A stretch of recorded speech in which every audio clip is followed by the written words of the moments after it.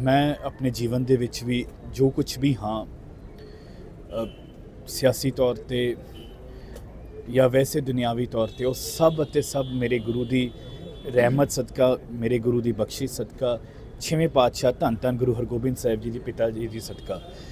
ਮੈਂ ਬਚਪਨ 'ਚ ਮੈਂ ਉਸ ਦਿਨ ਵੀ ਜ਼ਿਕਰ ਕੀਤਾ ਸੀ, ਜਦੋਂ ਵੀ ਦਰਬਾਰ ਸਾਹਿਬ ਆਉਂਦੇ ਸੀ ਤਾਂ ਹਮੇਸ਼ਾ ਮੈਂ ਸ਼੍ਰੀ ਅਕਾਲ ਤਖਤ ਸਾਹਿਬ ਦੇ ਉੱਤੇ ਛੇਵੇਂ ਪਾਤਸ਼ਾਹ ਦੇ ਚਰਨਾਂ 'ਚ ਅਰਦਾਸ ਕਰਦਾ ਸੀ। ਤੇ ਮੈਂ ਇਹ ਸਮਝਦਾ ਜੋ ਕੁਝ ਵੀ ਸਾਡੇ ਵਰਗੇ ਆਮ ਘਰਾਂ ਦੇ ਬੱਚੇ, ਜੇ ਅਗਰ ਮੈਨੂੰ ਅੱਜ ਮੈਂ ਪੰਜਾਬ 'ਚ ਮੰਤਰੀ ਹਾਂ, ਸਿਰਫ ਅਤੇ ਸਿਰਫ ਮੇਰੇ ਗੁਰੂ ਸਾਹਿਬ ਦੀ ਰਹਿਮਤ ਹੈ। ਮੇਰੇ ਕੋਲ ਹੋਰ ਕੁਝ ਵੀ ਨਹੀਂ ਜਿਹਦੇ 'ਤੇ ਮੈਂ ਮਾਣ ਕਰ ਸਕਾਂ, ਕੋਈ ਵੀ ਇੱਦਾਂ ਦੀ ਚੀਜ਼ ਨਹੀਂ ਜਿਹਦੇ 'ਤੇ ਮੈਂ ਕਹਿ ਸਕਾਂ ਮੈਂ ਇਸ ਕਰਕੇ ਕਾਮਯਾਬ ਹੋਇਆ। मेरी कामयाबी, मेरे ते रहमत, ये सिर्फ अते सिर्फ मेरे गुरु साहब की बख्शिश है। इन्हीं की कृपा से सजे हम हैं, नहीं मुँह से गरीब करोड़ पड़े। मेरे अर्गे करोड़ा है, ये गुरु साहब ने बख्शिश करके सेवा दी है।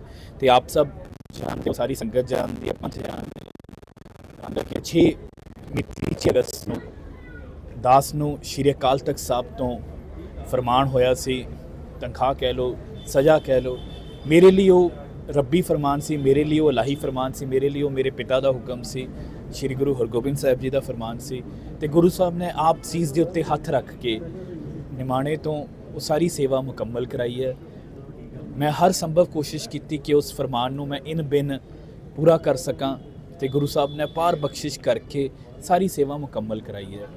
अज सेवा मुकम्मल उपरंत होने तो बाद महान महान महान श्री अकाल तख्त साहब ते नतमस्तक होके अरदास बेनती कराई, कड़ा प्रशाद की देग की अरदास कराई है।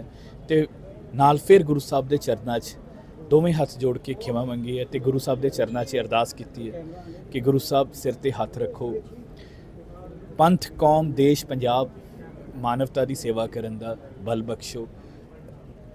तो मैं आप सब के राही भी पंजों सिख साहबाना एक बारी फिर सारे पंथ तो फिर एक बारी माफ़ी मंगदा। गुरु साहब बख्शन हार ने, बख्शिंद ने, गुरु साहब का तख्त बख्शिंद है, गुरु साहब का पंथ बख्शिंद है। आप सब मेरे तो जो भी भुलना हुई उस लिए मैनू बख्शोगे। तो ये भी आप सब के चरणों 'च भी अरदास है कि ऐसी अरदास करो गुरु साहब के गुरु साहब समत बख्शन, ताकि देश कौम पंजाब की सेवा कर सके। वाहि खालसा वाहि फतेह। मैं साहब तुसी गुरु घरां दे विच गए हो, तुसी बाजार देखे ने, तुहानूं लगता है कि थोड़ी बहुती कमियां सी? मैं उहदे विच मैं थोड़ी देर च अपना जो रिटन इत्थे दित्ता उहदे विच दस दिंदा। गुरु साहब दे वल्लों बख्शे जो ताकतां उन्हीं बख्शियां, जो अहुदे उन्हीं बख्शे, उहदे विचों 20 लाख रुपया मैं अपने इख्तियारी फंड चों उन्हां रस्तियां दी जो उहदे विच होर कर सके। तो मैं निजी तौर पर अपने दसवंध कढ़ दो 1 महीने की तनख्वाह। तो इस तो इलावा मैं होर भी बतौर मंत्री भी तो बतौर सेवादार भी जो मेरे तो संभव होया, चाहे मैनू आप आके इत्थे झाड़ू लाना पवे, मैं बतौर मंत्री भी तो बतौर सेवादार हर वेले हाज़र हैं। ये वैसे भी ये साडे धर्म की सेवा जिहड़ी है साडे धर्म की नींह है। तो इहदे नाल कोई जिहड़ा मैं अपने आप नूं सुभाग समझदा कि मैनू ये सेवा इत्थों मिली।